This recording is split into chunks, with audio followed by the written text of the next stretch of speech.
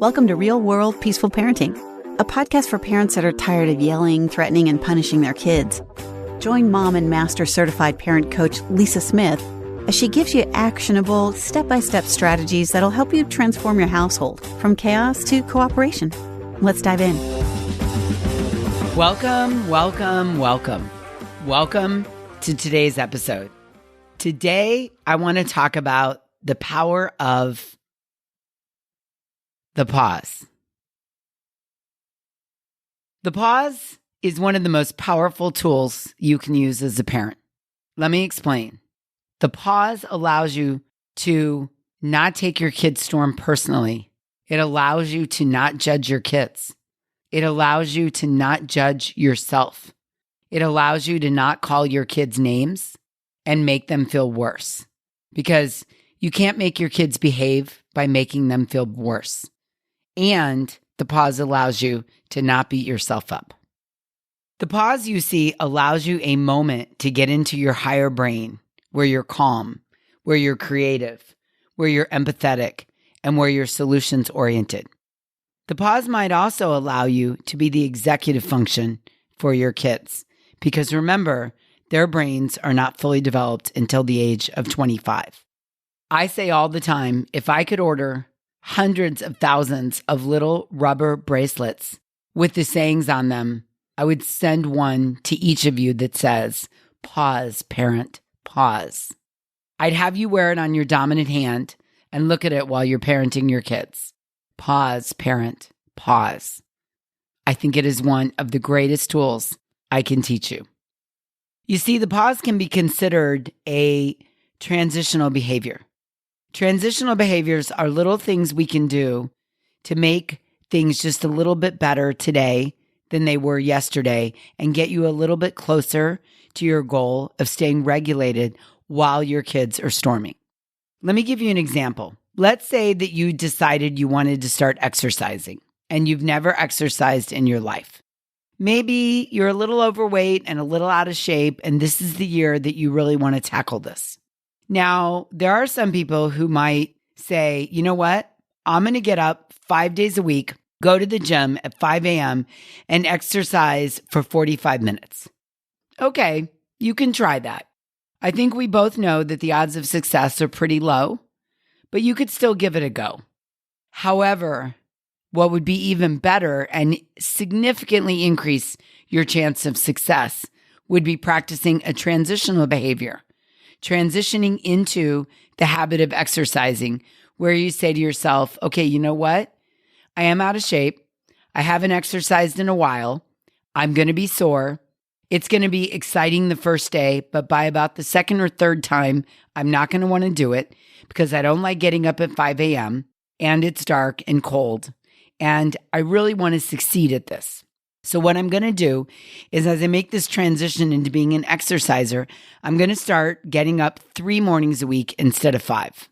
I'm going to get up 3 mornings a week at 5 a.m. I'm going to put my shoes on. I'm going to drive to the gym with the expectation of walking for only 5 minutes at the gym. That's all I'm going to ask of myself. I'm going to go to the gym and walk for 5 minutes. And to make this transitional behavior or transition into being a workout person, I'm going to sleep in my workout clothes. Now, by the way, this is a true story. This is how I became an exerciser. Many years ago, I wanted to exercise. I had never really committed to exercising before, and I really wanted to become an exerciser. So I used transitional behavior of literally, I would sleep in my workout clothes so there would be no excuses, with my tennis shoes right next to the bed. And that's all I did.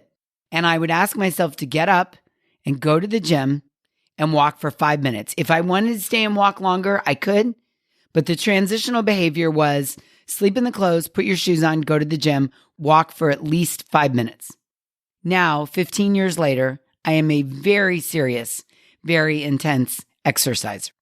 So I did these little transitional behaviors until my habit brain could settle in to identify and create the habit of I'm a regular exerciser. I don't need to sleep in my clothes anymore, and my shoes are not by the bed. I am now a perpetual, habitual exerciser. I get up in the morning, 3 mornings a week. I get dressed. I go to the gym. I work out intensely. The power of a transitional behavior can be life-changing. And in parenting, you can use the pause as a transitional behavior. If you do nothing else but learn to pause when you're about to lose your shiz with your kids, the amount of connection and cooperation you're going to get with and from your kids is going to blow your mind. Blow your mind, I promise. And here's the good news.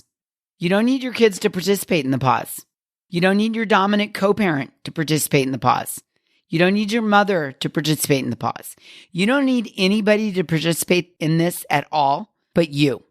This is one of the things that I love so much about the pause, because the pause lies within you and you have the ability to use it without anyone else having to agree with you or go along with it or adopt it themselves. This is a small thing you can do that will create a ginormous difference in your parenting. And remember, we designated 2023 as the year of up-leveling our parenting. Small changes can make a big difference in the connection and cooperation you get with your kids. And I guarantee that if you bring the pause into your parenting, you will not get a big difference, a big payoff, a big return. You will get a ginormous payoff in your parenting and in your relationship with your kids. So let me break it down for you and share with you the benefits of the pause. When you pause, here's what happens. First of all, you have a chance to get into your higher brain. Your middle brain is your emotional center. And that is not, capital N, capital O, capital T, not where you want to parent from. When you pause, you're resisting the urge and the immediate gratification of being reactive. And you're giving yourself a chance to be responsive. When you pause, you're not going to judge your kids for giving you a hard time by thinking things like, there he goes again. Why does she have to do this? Why is he always so disrespectful? You're avoiding that. You're avoiding these thoughts. Those thoughts dwell in your middle brain, and you're just going to leave them there in your middle brain and move up to your higher brain when you utilize the pause. Now, here's a big benefit. When you pause, you are regulating yourself. When you pause, you are giving yourself a chance to think about what's really going on here. When you pause, you have the best chance of getting curious, not furious, of scuba diving down to the feelings and needs, of remembering that every behavior communicates a need. When you pause, you're not going to do things that make your kids feel worse about themselves because you're paused. And maybe most importantly, when you pause, guess what? You're modeling that pause for your children. Yeah? You are modeling taking a moment to move into being responsive rather than reactive. And remember, our kids don't do what we say, they do what we do. The magic of connective parenting is in the pause. If you want cooperation from your kids, pause, parent, pause. Let's say you ask them to put their shoes on and they're not doing it. If you pause before opening your mouth, you have a real chance to realize that maybe they don't want to put their shoes on. Maybe they didn't hear you. Maybe they're having difficulty. Maybe they're not tuned in to your voice. Maybe they don't want to go to school. Maybe they're loving what they were doing and they don't want to stop. You have a chance to realize they're not giving me a hard time, they're having a hard time. You have a chance to realize that no human listens the first time all the time. Let me take a moment and ask them again to put their shoes on. I don't need to take it personally. When you use the pause, you have a chance to realize maybe you need to use a pattern interrupter because they're so into the game or the book they're reading or the Legos they're playing with. When you pause, you have a chance to realize maybe I need to get down on their level. Maybe I need to connect before I make the request. Maybe I need to check in with my tone. Maybe I'm not asking for cooperation, but commanding compliance. The pause allows you to assess. How am I doing this? What could I do differently? How do I want to do this? Figuring these things out and tweaking just one or two small things will give your brain time and space and permission it needs to take a pause at the most crucial times of the day. What I know for sure is that the pause is the major step that allows you to move from being a reactive parent to a responsive parent. Let me say that again. The pause is the major step. It is critical.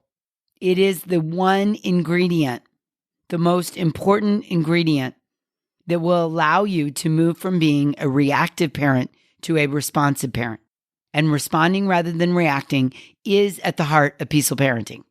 Because as a responsive parent, you're available to come alongside your kid or kids and co-regulate with them. And if you aren't able to co-regulate with them, it will be much, much, much harder, almost impossible for them to learn to regulate on their own.